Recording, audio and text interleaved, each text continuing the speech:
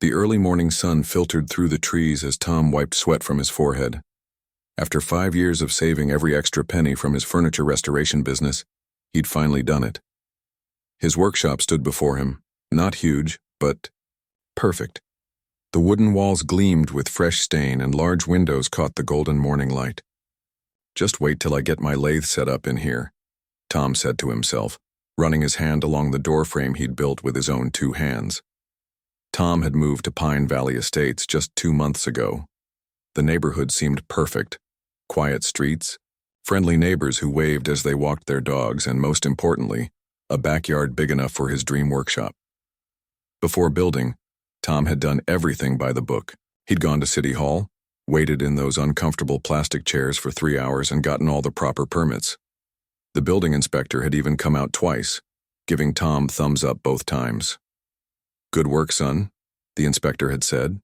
"Not often I see someone who actually follows the codes to the letter." What Tom didn't know, couldn't have known, was that his beautiful workshop had caught someone's attention, and not in a good way. Nancy Wilson had been HOA president. For 8 years, she walked the neighborhood every morning at precisely 7:30, clipboard in hand, looking for violations. Too many holiday lights in February? Citation. Grass half an inch too tall? Citation. Mailbox the wrong shade of black? You better believe that was a citation. Nancy's husband often joked that she'd been a hall monitor in a previous life. She never laughed at this. On this particular morning, Tom was securing the final window trim when he felt someone watching him. He turned to see a woman with perfectly styled gray hair standing just beyond his property line. She wore pressed khaki pants and a polo shirt with the HOA logo embroidered on the chest. Her thin lips were pressed together in a tight line as she scribbled something on her clipboard. "Morning," Tom called with a friendly wave. "I'm Tom, just moved in a couple months back." Nancy didn't smile. Instead, she raised her phone and took several photos of the workshop. "Did you get HOA approval for this structure?" she asked, saying the last word like she was referring to something unpleasant she'd found on the bottom of her shoe. Tom nodded, eagerly. "Yes, ma'am. Got city permits and HOA approval. Want to see the paperwork? I keep copies of everything." Nancy's eyes narrowed. She took another photo. "That won't be necessary. The HOA board will be in touch." As she walked away, Tom felt a chill despite the warm morning. Something in her tone didn't sound right. He shrugged it off and went back to work, thinking about the beautiful oak dining table he planned to build for his sister's birthday. If only he'd known what was coming next. Part 2. The First Strike. 3 days after Nancy's visit, Tom whistled as he walked down his driveway to get the mail. Bills, junk mail, and a thick envelope with the Pine Valley Estates logo stamped in the corner. He tore it open as he walked back to the house. His whistling stopped. It was a certified letter, HOA violation notice. Tom read it twice, his stomach sinking with each word. Unauthorized structure negatively impacting neighborhood aesthetics.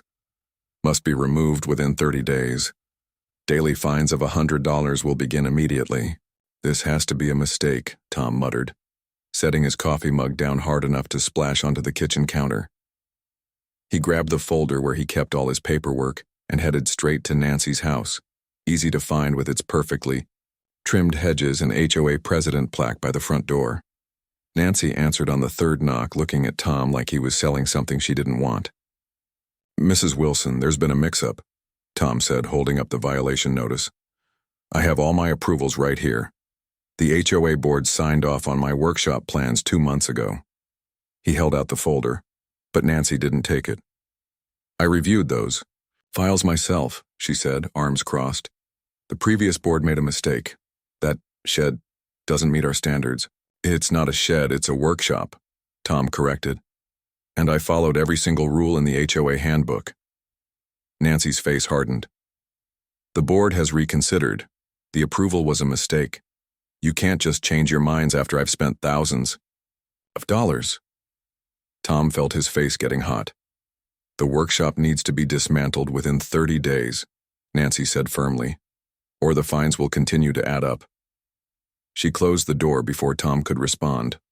All afternoon, Tom made phone calls to the city building department, to a lawyer friend, to the one neighbor he'd gotten to know. Everyone said the same thing. Fighting an HOA was expensive and usually pointless. They've got the rule book and the bank account to outlast you, his lawyer friend explained. That evening, Tom returned from getting groceries to find his workshop plastered with bright orange stickers reading "violation" across the door and windows. "You've got to be kidding me," he growled, setting down his bags. He tried to peel off one of the stickers, but it was some industrial-strength adhesive.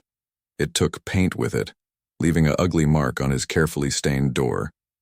Tom stepped back, hands on his hips, surveying the damage. That's when he noticed something odd in the oak tree near his fence line. A small black object pointed directly at his workshop. He walked closer. It was a security camera, definitely not one he'd installed. Tom felt a chill run down his spine. Someone was watching him, and they weren't being subtle about it.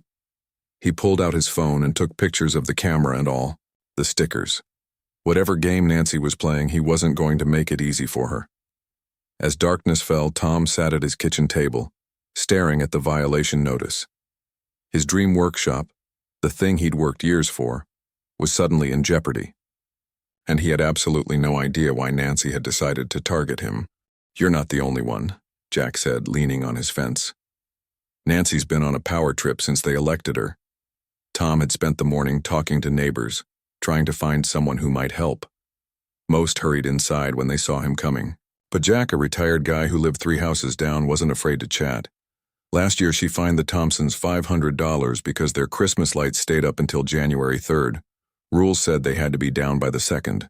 Jack shook his head. "Folks around here are scared of her." "But why target my workshop? It's not hurting anyone." Tom pointed to his backyard where another violation notice had appeared overnight. "Who knows? Nancy picks her battles for reasons only she understands." As they talked, Tom noticed an older man watching them from across the street. Gray hair, glasses, wearing a plaid shirt. "Who's that?" Tom asked quietly. Jack glanced over. "That's Bill. Moved in about 6 months ago. Keeps to himself mostly. Used to be some kind of detective or something." The man nodded at them and continued his walk.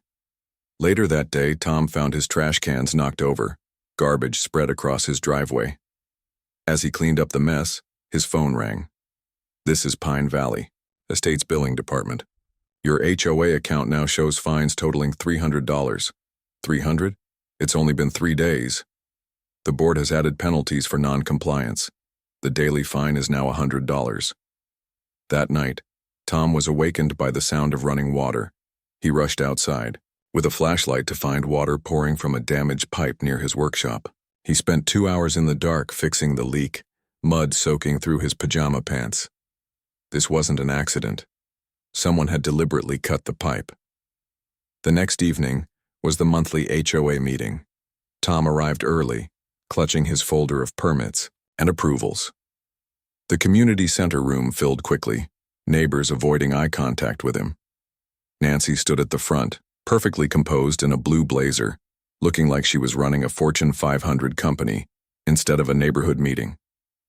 "Item 3 on our agenda," she announced, clicking to a PowerPoint slide. "Community Standards Enforcement." A before and after picture appeared on screen. The before showed Pine Valley's neat streets and matching houses. The after showed Tom's workshop, the angle chosen to make it look as large and out of place as possible. "This unauthorized structure is destroying our property values," Nancy declared. "Realtors have already informed us that home prices could drop by 15% if this eyesore remains." Tom stood up. "That's not true. And it's not unauthorized. I have all the approvals right here." "Please sit down," Nancy said coldly. "Public comments are at the end of the meeting." From the back of the room, Tom saw Bill, the retired detective, watching intently. Was he imagining it, or was Bill recording something on his phone? When Tom finally got his turn to speak, the meeting was nearly over and half the neighbors had left. "I followed every rule," he explained, holding up his papers. "I don't understand why." Nancy cut him off. "The board's decision is final. 30 days to remove the structure, or we'll place a lien on your property. Walking to his car afterward, Tom was so upset he almost didn't notice Bill approaching him. "Don't react," Bill said quietly. "But you should know. Whatever's happening here, it's not just about your workshop. Keep your eyes open." Before Tom could ask what he meant, Bill walked away, leaving Tom with more questions than answers. 2 weeks passed, and Tom's life had become a nightmare. Every morning brought a new violation notice. The fines now totaled over $2,000, money he didn't have. Worst of all, he couldn't focus on his work. A custom table he was building for a client sat half-finished in his workshop. "Enough is enough," Tom muttered, pulling out his credit card. If Nancy was watching him, he'd start watching back. The security cameras weren't cheap, but Tom installed 4 of them around his property that evening, 2 facing the workshop, 1 covering the driveway and 1 pointed toward the street. They connected to an app on his phone so he could check the footage anytime. The next morning, Tom scrolled through the night's recordings while drinking his coffee. Nothing unusual until, wait, he almost dropped his mug. At 2:17 a.m., the workshop camera showed a figure moving around the structure. Tom zoomed in. It was Nancy using what looked like a tape measure on the outside of his workshop. "What the heck?" Tom whispered, watching as she made notes in a small notebook, then carefully examined his door hinges. Tom saved the video and forwarded it to his email for safekeeping. Then he drove straight to Nancy's house. She answered the door in her bathrobe, looking annoyed until she saw who it was. Then her expression changed to something closer to alarm. "Why were you at my workshop at 2 a.m.? Tom asked, holding up his phone with the paused video. Nancy's face hardened. "I don't know what you're talking about." "It's right here," Tom said, turning the screen toward her. "You measuring my workshop in the middle of the night." "You doctored that footage," Nancy said, her voice ice cold. "Keep pushing me, and you'll regret it." She slammed the door in his face. That night, Tom couldn't sleep. He kept checking the camera app on his phone. At midnight, movement caught his eye. Nancy was back, this time carrying a small bag. She looked around nervously before approaching the workshop. Tom watched in disbelief as she pulled something from the bag and began spreading it around the foundation of his workshop. It looked like some kind of liquid. When she reached into her pocket and pulled out what looked like matches, Tom jumped out of bed and ran downstairs, not even stopping to put on shoes. He burst out the back door just as Nancy was striking a match. "What are you doing?" Tom shouted. Nancy jumped, dropping the match. It fell harmlessly onto the wet ground where it sizzled out. For a moment, they stared at each other in the dark. Then Nancy turned and ran, disappearing through a gap in the fence. Tom stood frozen, his bare feet cold on the damp grass. He switched on his phone's flashlight and examined the liquid around his workshop. The smell hit him immediately. Gasoline. She had been trying to burn down his workshop. With shaking hands, Tom called 911. "I need to report an attempted arson," he told the dispatcher, his voice unsteady. While waiting for the police, Tom went back to check his camera footage. He wanted to make sure he had clear evidence of what happened. That's when he noticed something strange. In the corner of one frame, partially hidden by the shadows, was another figure watching Nancy. Someone who had been there the whole time. It looked like Bill, the retired detective. The police officers who responded to Tom's call took his statement and collected samples of the gasoline. They seemed concerned but not surprised. "We've had other complaints about your HOA president," one officer mentioned as they were leaving. Nothing this serious, though. Tom barely slept that night. By morning, his eyes were red and his thoughts jumbled. He was pouring his 3rd cup of coffee when someone knocked on his door. It was Bill, standing next to 2 people Tom had never seen before, a tall woman and a shorter man, both wearing dark suits despite the early hour. "Tom, sorry to bother you so early," Bill said. "These people need to talk to you. It's important." Tom hesitated, then stepped back to let them in. "I'm Agent Wilson, and this is Agent Chen," the woman said, showing Tom a badge with the letters, FBI clearly visible. "We'd like to ask you some questions about what happened last night." Tom nearly dropped his coffee mug. The FBI? For an HOA dispute? Bill smiled slightly. It's a bit more than that. May we sit down?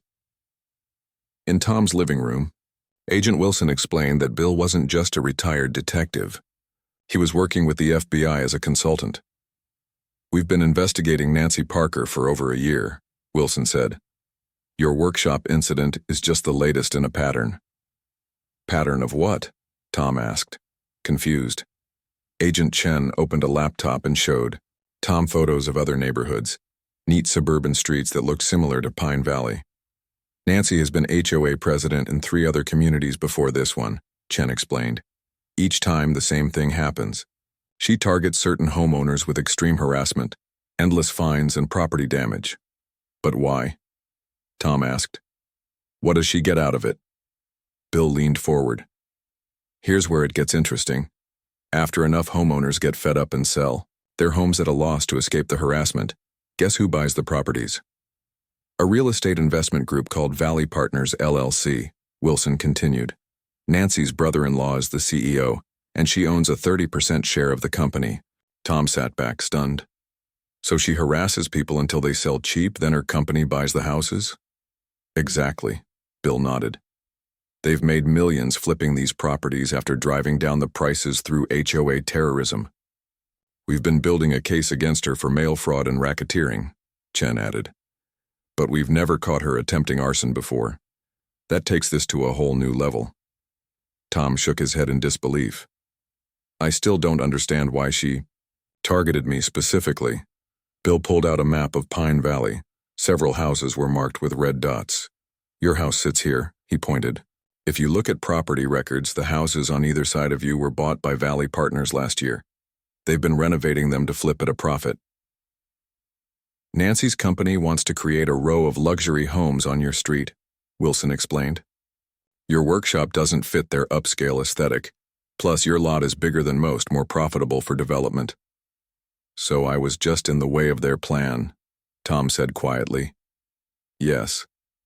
You want me to be bait? Tom asked, staring at the 3 people sitting in his living room. Agent Wilson nodded. We need to catch Nancy in the act, with solid evidence that can't be explained away. What would I need to do? Tom wasn't sure. He liked where this was heading. Just go about your normal life, Bill explained. But we'll add a few details to make you an even more tempting target. Over the next 2 days, FBI technicians upgraded Tom's security system. They added hidden cameras with night vision and motion sensors around the workshop. 2 agents moved into the vacant house across the street, and Bill stayed in a spare bedroom at Jack's place. Remember, Agent Chen coached Tom, the goal is to make Nancy think you're giving up, that you're close to selling. Tom did his part. He stopped at the mailbox when Nancy was watering her flowers. Got another fine today, he said loudly, shoulders slumped. I don't know how much more of this I can take. At the grocery store, he accidentally bumped into Nancy's friend from the HOA board. Tell Nancy she wins, okay? He said, looking defeated. I'm thinking of just selling the place. It's not worth the fight anymore. On day 3, Tom spotted Nancy on the phone in her front yard, gesturing excitedly. Later that afternoon, a car with the Valley Partners logo drove slowly past his house. They've taken the bait, Bill told him that evening. The company has already contacted a real estate agent about making you an offer. For 5 nights, nothing happened. Tom started to wonder if Nancy had somehow figured out they were watching, but on the 6th night, his phone buzzed with an alert from the security system. Movement detected near the workshop. The video feed showed Nancy approaching his workshop. This time, she wasn't alone. A man in a baseball cap walked beside her, carrying what looked like a small gas can. That's her brother-in-law, Pete. Bill's voice came through the earpiece they'd given Tom. CEO of Valley Partners, don't move yet. Let the agents get in position. Tom watched as Nancy and Pete circled the workshop. Pete poured liquid around the foundation while Nancy checked her phone, apparently keeping lookout. Almost there, Bill whispered in the earpiece. We need them to actually attempt to light it. Tom's heart pounded as he watched Pete pull out a lighter. Nancy said something to him and he nodded.